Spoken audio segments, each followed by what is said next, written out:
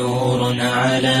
مر الزمان تألقا وأضاء للدنيا طريقا مشرقا وهدى من الرحمن يهدينا به للصالحات وللمكارم والتقى نور على مر الزمان تألقا. بسم الله والحمد لله والصلاة والسلام على أشرف الأنبياء والمرسلين نبينا محمد وعلى آله وأصحابه أجمعين. أبليين كينيا السلام عليكم ورحمة الله تعالى وبركاته. مي أرانتنا سورة قباب دوتك تن قرآن غيس جرتو والجلال سورة تونس ونسين الرادبتو قرآن قوتون جوزني صدومن isuma waamuma takkittiin dundubbatturra naannawaa keessaa hin ba'u wanni nuti dalaynu guutuun isaatis suuruma tana keessa jira. Suuraan tunis suuruma isin cuftinuu beeytan wal yaadachiisuudhaaf yoo taate malee. بعد بسم الله الرحمن أعوذ بالله من الشيطان الرجيم بسم الله الرحمن الرحيم. والعصر إن الإنسان لفي خسر إلا الذين آمنوا وعملوا الصالحات وتواصوا بالحق وتواصوا بالصبر. ربي سبحانه وتعالى إيجا عصري دان كختي تكاو يرو دان كختي بودتي إلمنا ما هندي خسارة خيس الجراجي نما وافر قبو خيسا باس إيرو وافرن كنا نكمنا يو وافرن كنا كأبان ور خسارة خيس الجرا ربي جيسان الرا بانيتو yoo ammoo hin qabaanne waa afran kanarraa takkallee taatu yoo hin qabaanne khasaaraa keessa warra rabbiin jiran jeen san irraa tokko ta'uu haa beeynu. Takka warra rabbiin khasaaraa keessatti hin jiran jeen rabbiin khasaaraa isaanii waakkaterraa sifti takkaffaadhaa maali illa alladhiina aamanuu warra rabbitti amane malee hije iimaana kana sadarkaan isaa akkaan guddoo sadarkaa sadiitu jira islaamummaa tana keessa. Sadarkaan takaffaadhaa islaamummaa kan lammaffaadhaa iimaanummaadha kan sadaffaadhaa ihsaanummaa. Ihsaani darajaa irraa oliiti iimaanni sadarkaa itti aantu islaamummaan sadarkaa gartee dura namni islaamummaa ittiin seenu jechuudha. Asitti maal fidee rabbi subhaanahu wa ta'ala illa alladhiina aamanu warra rabbitti amane malee iimaana fidee jechuudha. Dhiiroo iimaana ni qabna yoo iimaana qabaanne khasaaraa keessa warra rabbiin ni jiran jeen sanirraa baanee beeki.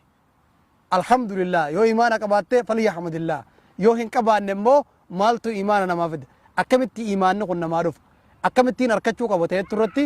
walumaanuu carraaquudha qabna. Sadarkaan lammaffaadhaa waa camilu saalihaati warra dalagaa gaggaarii dalage malee ije rabbi subhaanahu wa ta'ala dalagaa gaggaarii dalaguudha jirra hojii teenya keessa dalagaa gaggaarii ni jirti yoo jiraatte dalagaan عملوا الصالحات تاكمي عملوا الصالحات قدو يو دلقا حلال دليدين يا جراتس عملوا الصالحات يو صلاة جراتس عملوا الصالحات صومني الرخيص جرخونس عملوا الصالحات حجين عملوا الصالحات زكان عملوا الصالحات وانك غاري دبتون عملوا الصالحات نما ولدا ولا بولا رارسون عملوا الصالحات نما وانكمني واتباعتون واتخنتون عملوا الصالحات عملوا الصالحات هدوا بربادوا رقم عملوا الصالحات يود لقا جيرانه فليحمد الله يو امو دلقوا تنجيرانه الراخانه اتهاو الجنو سدركان صدف على رب سبحانه وتعالى سورة خير دبته وتواصوا بالحق والرحق والإفدام ملهيجي حق والإفدام جرا حق والإفدام مالي علماء الإسلام حق والإدامو غنا حق دبتشو قفامت حق ولي في إسلامو حق والإدامو مالي دعوة إراتك مالي دعوة قلو تو إراتك والربي سبر سيزي سبيس جيسون حق والإدامو الرأي زركات رارت إيمانا دلقا غاري دلقو إيغا دلقا غاري دلقيديو وتواصب بالحق حق والإدامون أبلي سخي أبلي تيتي تكا قد نما بيت خيم بين إسلام خيسلام انتين هندت حق ربي بر ربنا كنا جي وان ربي كنا wani rabbii kana gaareettee itti geessu daawwaa tana itti dhaqqabsiisuudha jan doktor Zaakir Faan akkas ja'a haqa jechuun daawwaa godhuudha jaa irraa tokko daawwaa godhuudha jirra haga beeynutti masoolummaa xiqqoo haganurra jirtutti warra keenyatti ilmaan keenyatti ollaadhatti akkasumatti alabbaanee nama hundaafuu haga dandeenyutti jechuu godhuudha jirra yoo godhaa jiraanne ahlan wasaalan waan bareedduudha jechuu sadarkaan afraffaadhaa rabbi subhaanahu wa ta'ala kan suuraa tana xumureen maali watawaasoo bisabri warra obsa waliif dhaame malee jee wanni hundi obsa shari'aa islaamaa keessatti obsi akka qaama ilma namaarraa bakka mataan jiru sadarkaa mataan jiru obsi jiraa jan obsa jechuun waa hunda keessatti amma waan amma dubbanna kana iimaanni obsa fe'isa dalagaan gaggaariin hundi obsa fe'isifti daawaa geessuun obsa fe'isifti kana hunda wauma hunda keessatti obsaa barbaachisa obsani qabda waa hunda irratti khayrii dalaguu irratti hamtuurraa if dhorkuu irratti obsani qabda soomana irratti obsani qabda nama arrabsuu dhabu irratti obsani qabda